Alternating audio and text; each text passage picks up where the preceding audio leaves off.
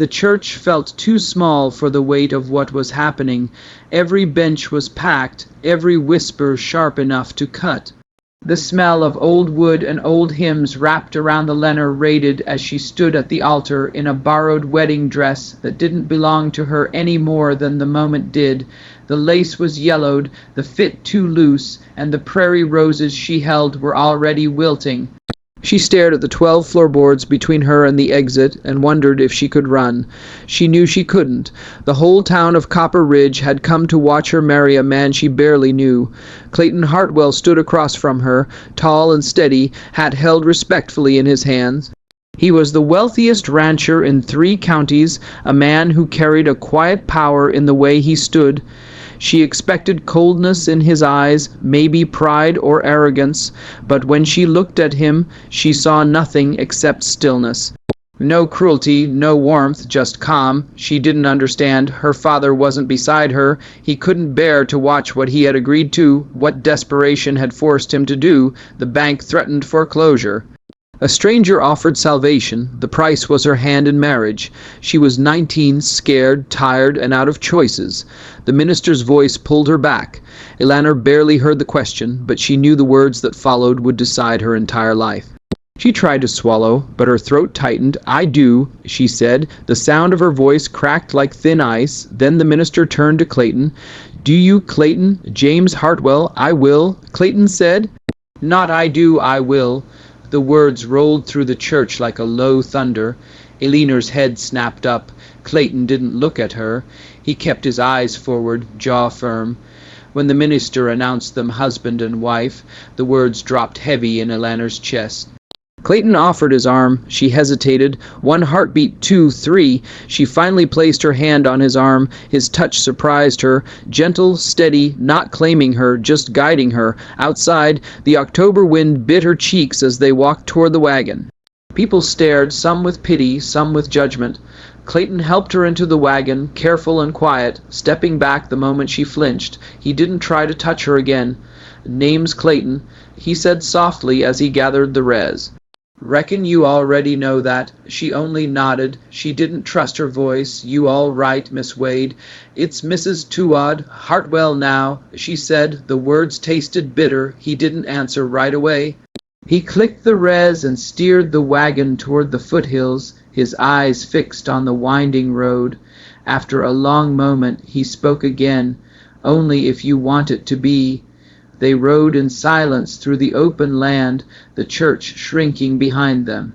The Hartwell Ranch rose from the valley like something out of another world, a grand 2-story home with wide porches and windows that caught the fading sunlight. Smoke curled from the chimney. It looked warm, safe, but Eleanor didn't feel either. Inside, the house smelled of wood smoke and coffee. The furniture looked hand-carved. The stone fireplace flickered with soft light. Clayton showed her the kitchen, the pantry, the wide staircase leading up to the hall. He walked with the quiet confidence of a man used to space and responsibility. He opened a bedroom door. "This is your room." She stepped inside. The quilt was soft, blue, and cream. A washstand sat near the window. The room was simple, clean, comfortable. Then her eyes caught the lock on the inside of the door. Clayton pointed to it. "Use it if you need to," he said. "I won't knock unless you ask me to." Eleanor stared at him, unable to speak. No man who claimed a bride this way would offer her a lock. No man she knew anyway, you understand. He asked gently. "Yes," she whispered. Clayton nodded once and stepped back. "There's supper if you're hungry." He left without waiting for a reply. Eleanor locked the door and sat on the edge of the bed, hands shaking, heart pounding. She didn't cry, she couldn't. She stared at the fading light and wondered if she had just promised her life to a stranger or someone far more complicated. Downstairs, Clayton ate alone. 2 plates were set. He didn't touch hers. After a long moment, he wrapped warm biscuits in a clean cloth and set them quietly outside her door. He didn't knock. In the morning, she found the biscuits still warm. She ate them sitting on the bed, unsure of what to do next in a life she had never planned. Downstairs, she heard voices. "Town's already talking." Silas, the ranch hand, said, "Town can keep talking." Clayton replied, his voice calm but final. They say you got yourself a pretty bargain. She's not a bargain, Clayton said firmly. She's my wife. Eleanor pressed her hand against the door. Something in his voice felt solid, protective, real. That evening she found fresh bread on the table. Warm, waiting, unspoken kindness she didn't know how to accept. 3 days passed in careful silence, the kind that tiptoed around fragile ground. On the fourth morning, Eleanor walked into the kitchen and found Clayton sitting at the table with a ledger and a cup of coffee. He looked up when she entered. She froze. "Morning," he said. She swallowed and nodded. Morning. It was the first word she had spoken to him since the wedding. Something shifted, something small, something new. The kitchen felt warmer than usual that morning. Maybe it was the fire. Maybe it was the way Clayton looked up when Eleanor sat across from him, hands wrapped tight around her coffee cup. They didn't speak at first, but it wasn't the quiet of strangers anymore. Something had changed. Even if neither of them knew what to call it, Eleanor finally asked the question that had lived in her chest since the day of the wedding. "Why did you agree to marry me?" Clayton sat down his pen and leaned back, studying her with calm eyes. "Man named Garrett came to me 6 weeks ago, said your family needed help, said a marriage contract would benefit us both. I thought it was a common arrangement. I figured maybe it would be good to have someone in this house again." She lowered her gaze. "You didn't know I had no choice." He froze. The truth hung heavy in the air. "No," he said quietly, "I didn't know." So she told him everything, the drought, the debts, the bank notice. Her father's tears when he agreed to the arrangement. Clayton's jaw tightened as he listened. When she finished, he sat still for a long moment. "I'm sorry," he said. Eleanor looked up, startled by the sincerity in his voice. "I thought it was mutual," Clayton said. "A practical match when I saw your face at the altar. I knew it wasn't, but stopping it then would have shamed you in front of the whole town. So you married me anyway." She whispered. "I did, and I meant what I said. You're my wife, but that doesn't mean I own you." His words settled deep inside her, softer than she expected, heavier than she wanted. A knock at the door broke the moment. A boy handed Clayton an envelope from the church committee. Clayton read it face darkening, then tossed it into the fire. "What was it?" Eleanor asked. "A welcome reception for you. We're not going." "We have to?" "No," Clayton said firmly. "I'll handle the town." She didn't argue. She didn't need to. That night, she left her bedroom door slightly open, just enough for light to spill into the hallway. Clayton noticed it when he walked upstairs. He didn't say anything, but the next morning, bread was warm on the table again.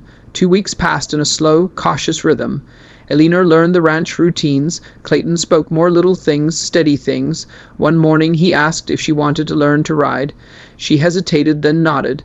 He brought her a gentle mare named Clementine, and guided her hands on the reins. His touch was careful, never lingering too long. When Clementine nudged Eleanor's shoulder, she let out a surprised laugh. Clayton smiled, not a big smile, just a small, real one, and something warm flickered inside her. But Copper Ridge was not so gentle. On any Wednesday trip to town, whispers followed them like dust trails. Inside the general store, women stared without hiding it. Outside, a drunk cowboy leaned against a post and smirked. "Well now," he drawled, "if it ain't the new Mrs. Hartwell, did the boss treat you nice?" Eleanor froze. Clayton stepped in front of her, voice low and cold. "If you've got something to say it to me." The cowboy took one look at Clayton's eyes and backed away. In the wagon, Eleanor sat stiff, angry at the world and herself. "I'm sorry," she said. "For what?" Clayton asked. "For the gossip, for what they say about you because of me." "Let them say what they want," Clayton said. "Doesn't change what's true. And what's true, that you're safe here, that's all that matters." She looked at him, then really looked. His strength was quiet, not loud, not demanding, just steady, reliable. "Thank you," she whispered. He nodded once. Days later, she planted tulip bulbs near the porch. He watched her for a moment before asking, "Think they'll grow?" "I hope so," she said softly. "Me, too." Winter crept closer. Nights grew colder. One midnight, unable to sleep, Eleanor wandered to the porch and found Clayton sitting alone, staring at a worn photograph. She hesitated, then sat beside him. "May I?" she asked. He handed her the photograph. "A woman with kind eyes, a newborn wrapped in her arms. Mary," Clayton said, "my wife and our son." Eleanor felt her chest tighten. "They both died," he continued. "5 years ago." She looked at him, not with pity, but with understanding he didn't expect. "I'm sorry," she whispered. He nodded. "Some nights it still hurts, but grief doesn't mean you stop living." They sat under the stars, their breaths forming clouds in the cold air. For the first time since she arrived, Eleanor didn't feel like a stranger sitting next to him. She felt like someone who belonged in the quiet with him. The following Sunday, she faced the church women alone. Clayton offered to go with her, but she shook her head. "This is mine to face." Inside the parlor, Mrs. Dalton and her friends circled her with forced smiles. The questions began soft, then sharpened. "How does it feel to be bought?" Mrs. Dalton asked. The room froze. Eleanor stood tall. "My father was desperate. Clayton gave me a way out. That's more than any of your husbands would have done." Mrs. Dalton's smile faltered. "You're cruel." Eleanor said, "There's a difference." She walked out head high. When she reached home, Clayton found her on the porch.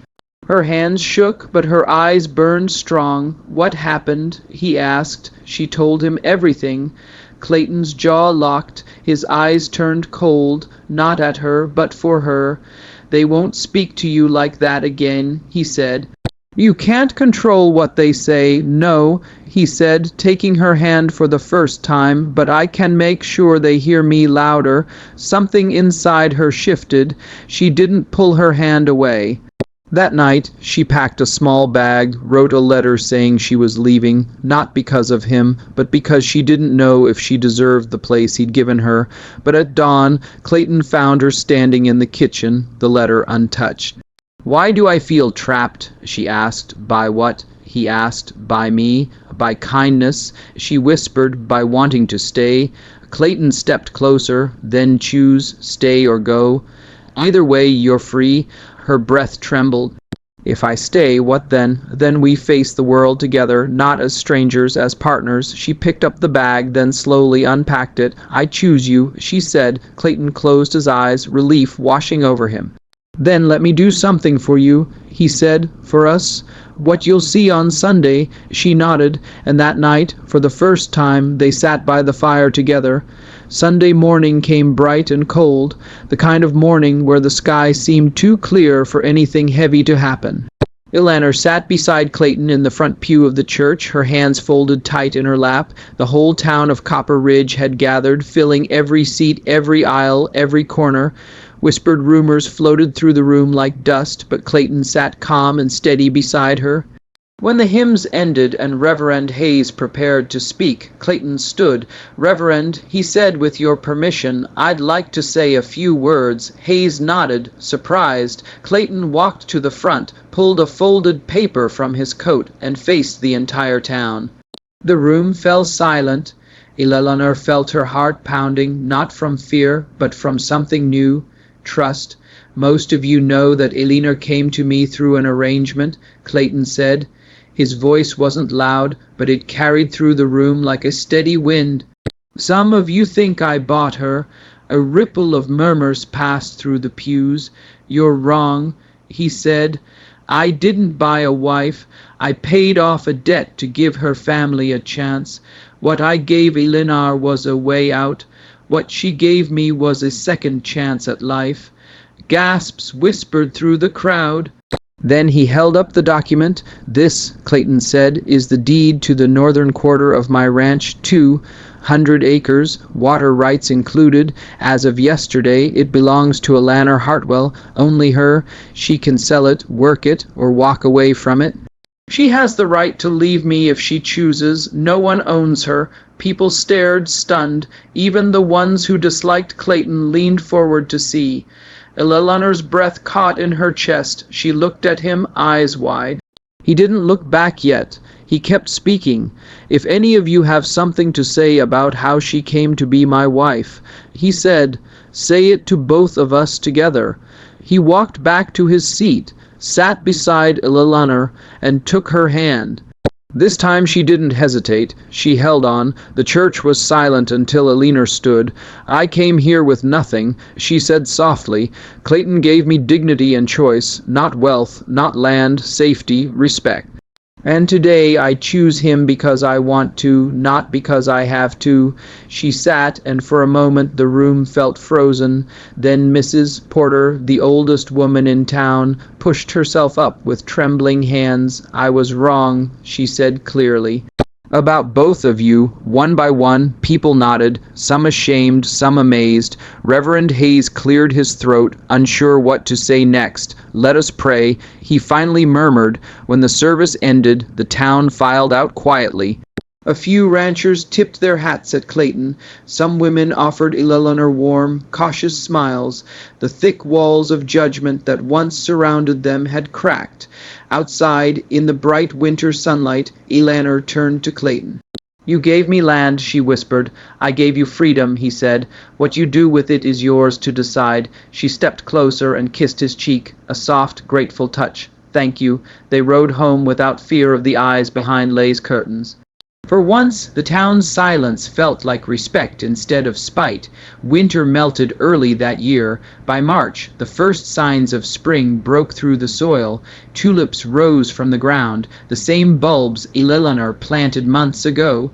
Bright red and gold against the green, Clayton found her in the yard planting apple saplings. Those won't grow fruit for years, he said. That's fine, she said. I'm not going anywhere. He smiled and came to stand beside her. Need help always.